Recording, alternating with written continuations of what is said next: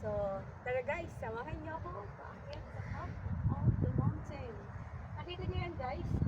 Tara, samahan niyo ako. Sinong gustong umakyat yan guys? So, let's see. Mga ilang steps yan? Mga 100 steps lang naman. Hi guys! Welcome to my mini vlog. So, let's go up! Ouch! Hindi pa ako natumba guys. So, come on in.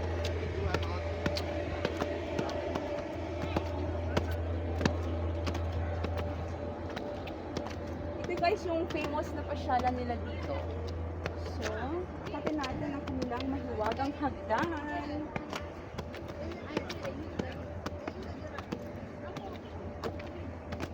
Medyo nakakapagod guys na.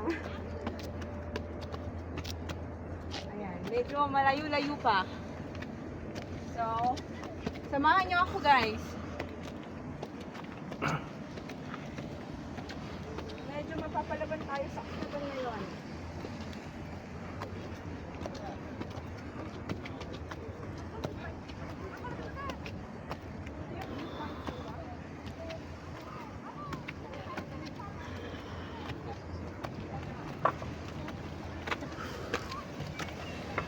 Yes. So from the top, nakikita nyo yung mga nakapark na mga boat.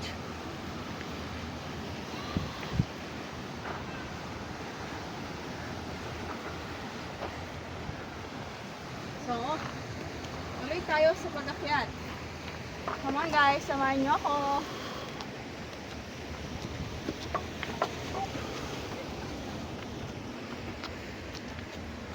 Ayan.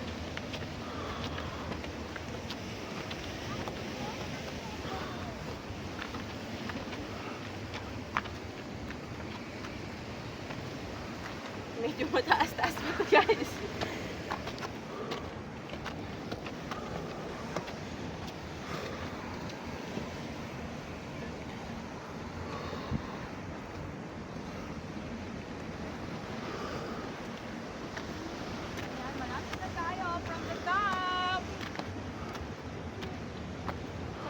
Guys.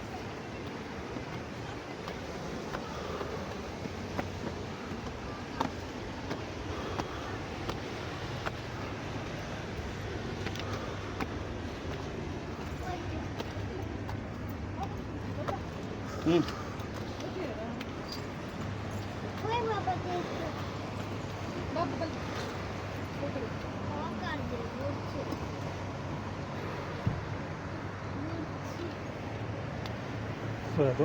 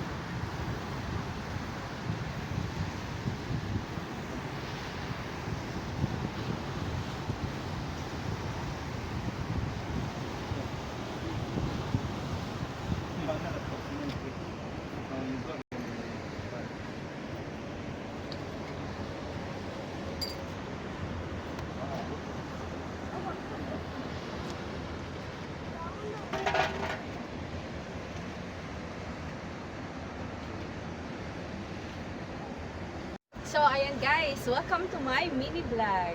So, kamusta po ang lahat? Magandang gabi, Pilipinas! So, welcome to Matra. So, andito tayo guys sa Matra.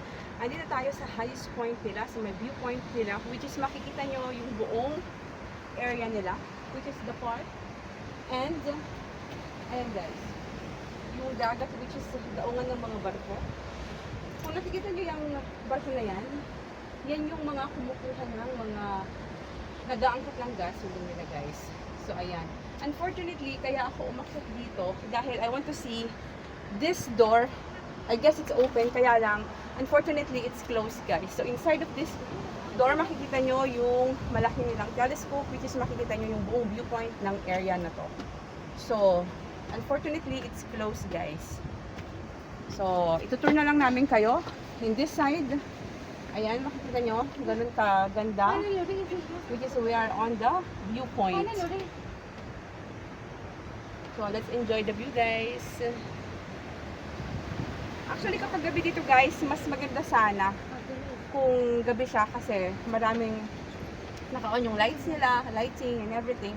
Kaya lang, time check, 6:35 in the afternoon, in the evening, common time, guys.